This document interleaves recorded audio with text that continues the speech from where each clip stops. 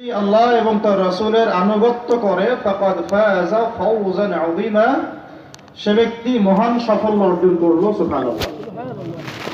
তো আমরা এখন কথাবার্তা যখন বলবো, খোলামেলা কথা বলবো ইনশাআল্লাহ। এর আগে আমাদেরকে ঈমানদার হতে বলা হয়েছে এবং তাকওয়া অবলম্বন করতে বলা হয়েছে। আর এই তাকওয়া সম্পর্কে নবী সাল্লাল্লাহু আলাইহি ওয়াসাল্লাম বলেছেন, আত-তাকওয়া হাহুনা, তাকওয়া হচ্ছে এখানে। এই বলে তিনি তার বুকের দিকে তিনবার ইশারা করেছেন, আত-তাকওয়া হাহুনা, আত-তাকওয়া হাহুনা, আত-তাকওয়া হাহুনা। অর্থাৎ তাকওয়া এখানে, তাকওয়া এখানে, তাকওয়া এখানে। অর্থাৎ তাকওয়া হচ্ছে কলিজার ভিতরে, অন্তরের ব্যাপার। কে কত বড় মুত্তাকি এটা তার লেবাস পোশাক দিয়ে প্রমাণ হবে না, তার রাজনৈতিক ক্ষমতা দিয়ে প্রমাণ হবে না, তার অর্থনৈতিক ক্ষমতা দিয়ে প্রমাণ হবে না, তার দাড়ি টুপি পাগড়ি জুব্বা দিয়েও প্রমাণ হবে না কে কত বড় মুত্তাকি। কে কত বড় মুত্তাকি এবং পরহেজগার ব্যক্তি এটা শুধুমাত্র আল্লাহ পাক জানেন।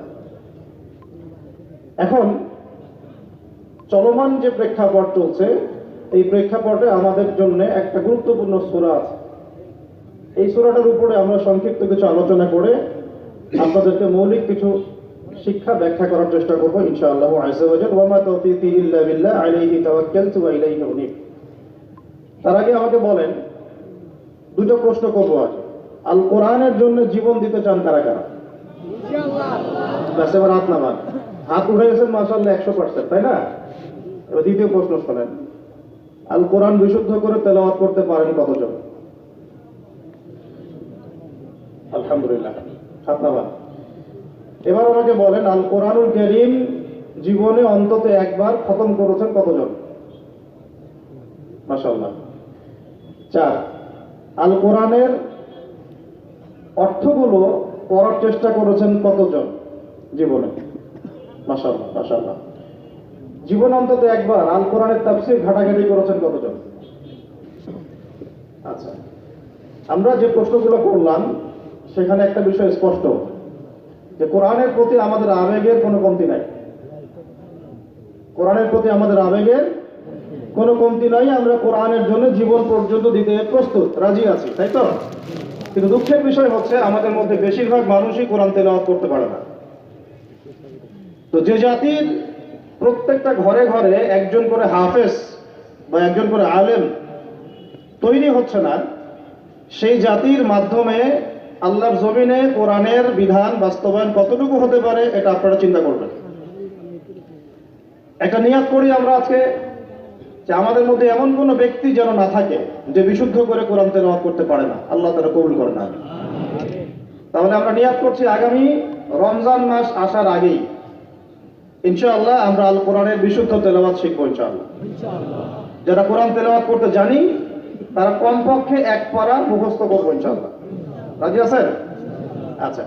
আর যারা আমরা হাফেজে কোরআন আছি মাশাআল্লাহ, আমরা আল কোরআনের ভাষা, আল কোরআনের ব্যাকরণ, আল কোরআনের তাফসীর শিখবো ইনশাআল্লাহ।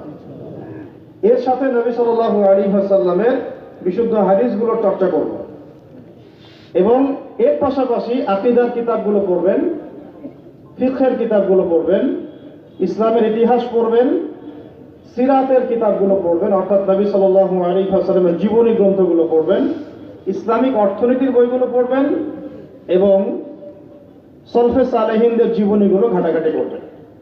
এই পড়াশোনাটুকু করা যাবে ইনশাআল্লাহ? কথা করতেছেন তো নাকি? একদিনের মাহফিলে দিন কায়েম হবে না, একদিনের মাহফিলে দিন প্রতিষ্ঠা হবে না, এটাই সত্য। কিন্তু একদিনের মাহফিলে আমরা আপনাদের মধ্যে সেই চেতনা জাগ্রত করতে পারি যেগুলোর উপর আমল করলে ইনশাআল্লাহ আল্লাহর জমিনে দিন কায়েম হবে ইনশাআল্লাহ। আপনারা এটা ইয়াকিন রাখেন, এটা ইয়াকিন রাখেন, বিশ্বাস রাখেন যে মুসলমানরা অচিরেই বাইতুল মুকাদ্দাস জয় করতে যাচ্ছে ইনশাআল্লাহ। এটা বিশ্বাস রাখেন। মানুষ আঞ্চলিক রাজনীতি নিয়ে পড়ে আছে, মানুষ কি করছে? আঞ্চলিক ভূ রাজনীতি নিয়ে পড়ে আছে। আর আমরা কোরআন হাদিস থেকে জানি বিশ্বের রাজনীতিতে কি হচ্ছে। এই বিশ্ব অচিরেই ঈসা আলাইহিস সালাম শাসন করবে ইনশাআল্লাহ। বিশ্বাস করছেন না? বিশ্বাস না করলে কিছু যায় আসে না। বিশ্বাস করলে আলহামদুলিল্লাহ, যদি নাও করে কিছুই যায় আসে না। কারণ আমরা কোরআন এবং হাদিস থেকে 100% নিশ্চিত যে ইনশাআল্লাহ অতি সত্বর অচিরেই বাইতুল মুকাদ্দাস মুসলিমদের হাতে আসছে ইনশাআল্লাহ। নবী সাল্লাল্লাহু আলাইহি ওয়াসাল্লাম বলে গেছেন, সারা পৃথিবীর যত জালেম তারাও যদি একত্রিত হয়ে এই হাদিসগুলোকে পরিবর্তন করার চেষ্টা করে, ভবিষ্যৎবাণীগুলোকে পরিবর্তন করার চেষ্টা করে, তারা পারবে না ইনশাআল্লাহ। তো এই যদি হয় আমাদের গন্তব্য, তাহলে আমাদেরও তো একটা প্রস্তুতির দরকার আছে নাকি? তো সেই প্রস্তুতিটা শুরু হবে আগে নিজের ইলমের মোজাকারা থেকে। আপনার ইলমের কি অবস্থা, আমলের কি অবস্থা, আপনার রিজিকের কি অবস্থা, আপনি কি ইসলামের কোরআন হাদিসের ইলম অর্জন করছেন কিনা, আমল ঠিক মতো করছেন কিনা, তাওহীদ লা ইলাহা ইল্লাল্লাহ ঠিক মতো শিখছেন কিনা, শিরিক গুলো থেকে বেঁচে থাকছেন কিনা, আপনার আমার জীবনের প্রত্যেকটা ক্ষেত্র নবীর সুন্নত দিয়ে সাজানো কিনা, এগুলো আমাদের কাজ নাকি ভাই? আমাদের রিজিক হালাল হচ্ছে কিনা, হারাম খাচ্ছি না হালাল খাচ্ছি, আমার রিজিকের মধ্যে আবার ঘুষ ঢুকছে কিনা, সুদ ঢুকছে কিনা, দুর্নীতির টাকা ঢুকছে কিনা, করাপশন ঢুকছে কিনা, এগুলো ভাবতে হবে না?